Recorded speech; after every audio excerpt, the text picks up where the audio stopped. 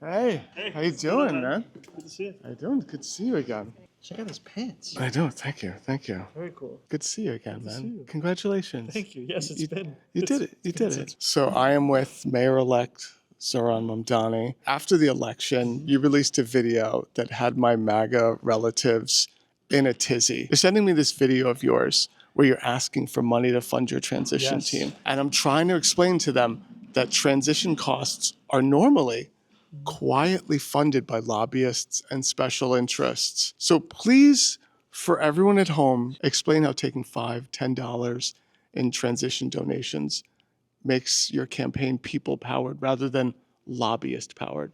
I actually understand where your MAGA relatives are coming from, because for a lot of people, this is the first time that they're even hearing about the fact that transitions are funded. Yeah. And that has been the case for a long time. But as you've said, a lot of this funding, a lot of the solicitations have happened in private.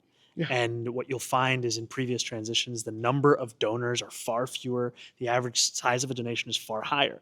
We now have more than 25,000 donors. The average donation is around $70. We've raised $2 million. And all In of small this dollar donation. in average of less than $100, Yeah. right? And this is small dollar donations powering the ability for us to prepare for day one. I mean, at the core of it, if we want January 1st to be a day where we can start to deliver, we have to make the days before then days where we can start to prepare. And it's already meant that we went from a staff of 45 to a staff of 90, a staff that can not only vet applicants, but start to make hiring decisions, that can start to interrogate the policy commitments we've made and the implementation plans we have. Yeah. That's all possible because of everyone's generosity and support. Just for the record, this transition team is powered by Lena Khan. Yes, Lena Khan is one of the incredible co-chairs of the transition. We have three other co-chairs: Maria Torres Springer, Grace Bonilla, and Mel Hartzog. And together, the four of them are leading a transition that is focused on the work at hand, as opposed to the typical pageantry that comes with a transition period. Okay, and today you're going to be announcing the committees that you're setting up. So today we announced that more than 400 of the best New Yorkers that money can't buy are going to be joining our 17 committees. These are committees that focus on things like worker justice, that focus on immigrant rights here in New York City, that focus on the arts, that focus on education. And they are committees that speak to the many different issues that New Yorkers are looking for leadership on.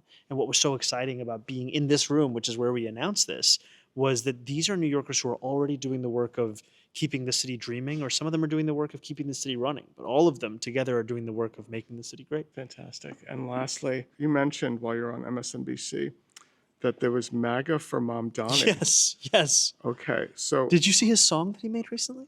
I interviewed the guy. Oh my goodness. MAGA. How many shirts does he have? He sells those T-shirts. He sells them? My fiance and I both interviewed the guy. He's not kidding.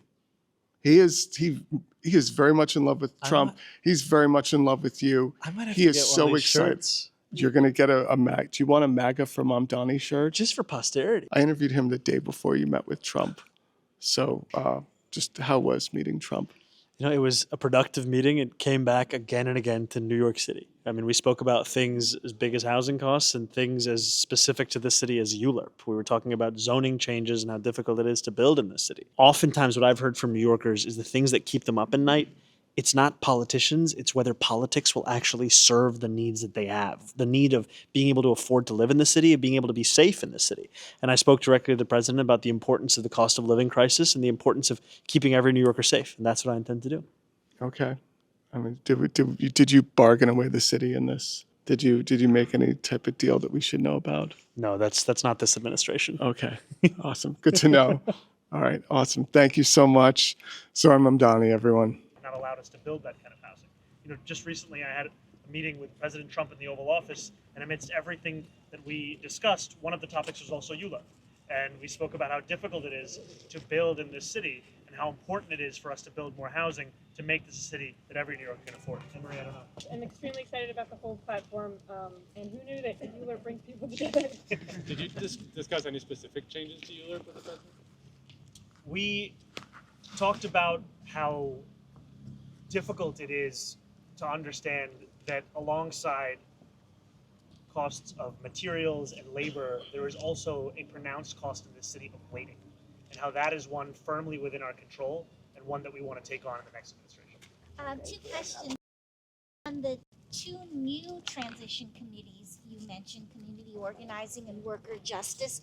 I was wondering if you could explain the thinking behind creating those two new transition committees and where they might fit into in terms of city agencies that currently exist, or perhaps a new agency you want to create. And then the second question was something that Do you mind if we go first question and then Okay. go to the second? So I can answer them both in the fullness of the question. Some of what you've asked is what is going to be determined over the course of this transition period. What I will tell you, though, is that these are two critical parts of what it means to be a New Yorker today.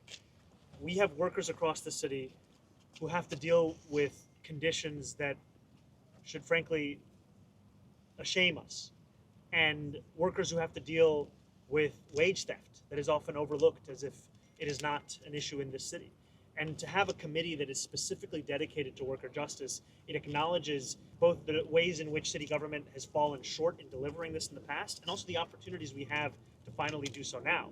And that's why I was so happy when I looked out onto the room of the more than 400 New Yorkers who are a part of our transition.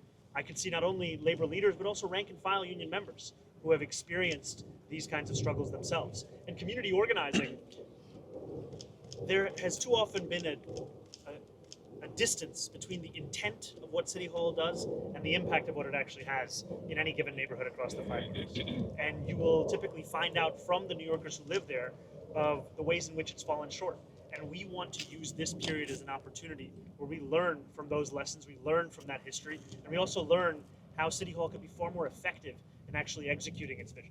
All right, second question is on President Trump mentioned at the press conference on Friday that his daughter Ivanka is friends with the police commissioner, Jessica Tisch. I was wondering if that came up in your conversations with him at all, and whether is this a way in which the commissioner has sort of the president's daughter's ear to talk about things like sending in the National Guard or federal funding for policing in New York City?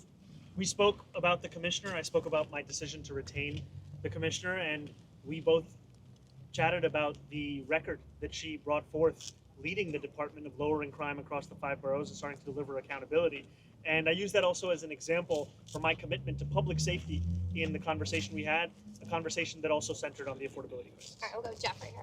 In your conversations with the president, when you guys spoke, it seemed like in the press conference, you guys were in a little bit of agreement when it comes to targeting criminals with ICE agents. Is there anything, I just was hoping you could expand upon that. Would you like to see maybe ICE target criminals more here in New York City? And is there anything you're looking at in your new administration that maybe would have the city partner more with the federal government when it comes to maybe amping up or ramping up targeted, I guess, enforcement when it comes to specifically just criminals?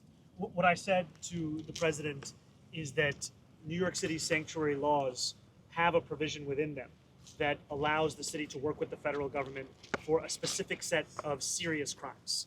And that has been the law for decades here in New York City.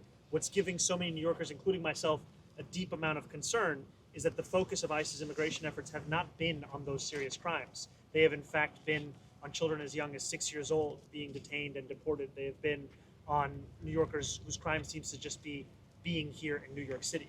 And my commitment to public safety is one to keep all New Yorkers safe, and that's where we have a difference of opinion, but that's one that I was also very honest and direct with the president. Right, were there any sort of concessions though made in terms of like you guys maybe working together more to target just those 170 crimes, and maybe that way they can be less in, going out to Canal Street, for example, and picking up migrants that way? I spoke about the fact that that is already the law, and that we look forward to following the law, and that the law also here in New York City means that we stand up for immigrants across the 5 boroughs. All right, one really quick. Yep. Yeah, last week the news publication, The City, reported that the NYPD had been monitoring a signal chat of court watchers as part of a larger investigation they said into counterterrorism.